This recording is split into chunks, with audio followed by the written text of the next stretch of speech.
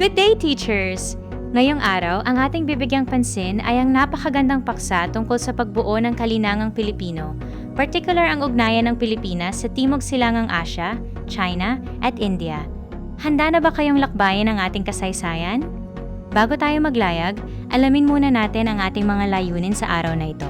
Sa pagtatapos ng ating aralin, inaasahan na kayo ay makapagbububod ng mga natutuhan tungkol sa ugnayan ng Pilipinas sa ibang kabihasnan. Makapagpapakita ng ugnayang ito sa pamamagitan ng inyong mga gagawing likha at makagagawa ng isang malikhaing output na nagpapakita ng epekto ng mga ugnayang ito sa ating kultura. Upang simulan, magkaroon muna tayo ng isang mabilisang oral recitation upang tingnan ang ating mga nakaraang aralin.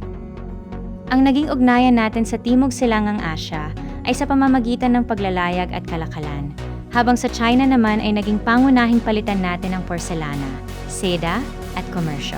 Pagdating naman sa India, ang kanilang naging impluensya sa atin ay pumasok sa ating mga paniniwala, sining, at maging sa ating mga epiko.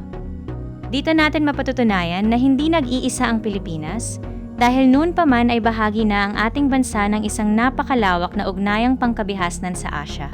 Hindi tayo nakabukod, kundi aktibo tayong nakikipagpalitan ng kultura at kalakal sa ating mga karatig bansa. Mula sa Timog Silangang Asya ay nakuha natin ang mga sistema sa kalakalan, pamumuhay, at kahusayan sa paglalayag, samantalang mula naman sa China ay naging tanyag ang kanilang mga produkto at sistema ng pakikipagkalakalan. Sa India naman ay malalim ang naging marka ng kanilang kultura, paniniwala, at signing sa ating sariling tradisyon.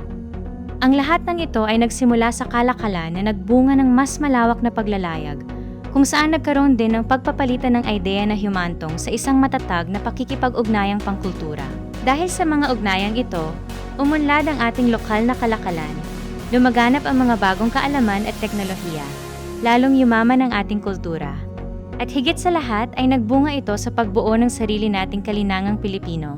Kung titingnan natin ang daloy ng kasaysayan, ang lokasyon ng Pilipinas ay estratehiko para sa paglalayag at kalakalan. Kaya naman nakasalamuhan natin ang Timog Silangang Asya, China, at India. Ang palitan ng produkto, ideya, paniniwala, at kultura ang siyang nagsilbing mga piraso ng puzzle na bumuo sa ating natatanging kalinangang Pilipino.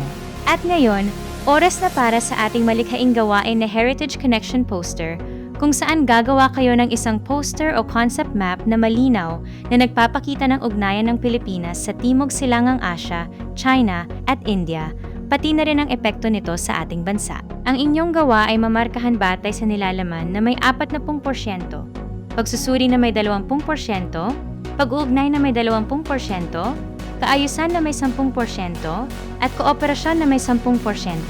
Sa paggawa, tandaan na dapat malinaw ang impormasyon, malinis ang layout, malalaki ang titik, may angkop na larawan o simbolo, at may maikling paliwanag habang ang inyong guro ay nagfa-facilitate sa inyong klase. Pagkatapos ay ibabahagi ninyo ito gamit ang gabay ng mga tanong tungkol sa kung ano ang pinakamahalagang ugnayan na inyong naipakita, ano ang naging epekto nito sa ating kultura, at kung bakit ito mahalaga sa ating kasaysayan. Bago kayo magpresenta sa loob ng 2 minuto lamang gamit ang inyong mga napiling tagapagsalita, siguraduhing buo at malinaw ang inyong poster o concept map at makilahok ng buong puso sa pakikinig sa iba pang pangkat. Maglagom tayo gamit ang ating exit ticket upang tandaan na ang Pilipinas ay naging mahalagang bahagi ng ugnayang Asyano, na kinabang tayo ng malaki sa kalakalan at kultura. Ang impluwensya mula sa ating mga karatig lahi ay nagpayaman sa ating sarili, at nabuo ang ating natatanging kalinangan dahil sa pakikipag-ugnayang ito. Nais kong sagutan ninyo sa inyong papel ang pahayag na ang pinakamahalagang natutuhan ko tungkol sa ugnayan ng sinaunang Pilipinas sa ibang kabihasnan ay bilang pagtatapos ng ating pag-aaral. Para sa inyong extended learning, maaari kayong pumili ng isang gawain tulad ng paghahanap ng produktong galing sa China o India na ginagamit pa rin natin ngayon, pagguhit ng simpleng mapa ng ugnayan ng ating mga karatig bansa, pagsulat ng 5 pangungusap tungkol sa kahalagahan ng ugnayang ito, o kaya naman ay pagtatanong sa inyong pamilya ng mga halimbawa ng impluwensya na namumuhay pa rin sa inyong sariling tahanan.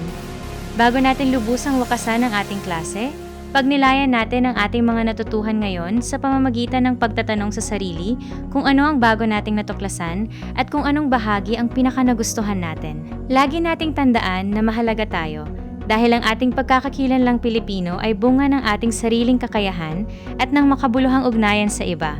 Kaya naman dapat natin itong ipagmalaki, ipagpatuloy, at ipagingat. Dito nagtatapos ang ating talakayan kung saan napatunayan natin na ang bawat ugnayan ay may kwento na bahagi ng ating pagkakakilanlan. Maraming salamat sa inyong pakikinig at aktibong pakikilahok. Huwag kalimutang i-like at i-share ang video na ito at magkita-kita tayong muli sa susunod na sesyon habang nananatiling ligtas at mabuhay ang kalinangang Pilipino.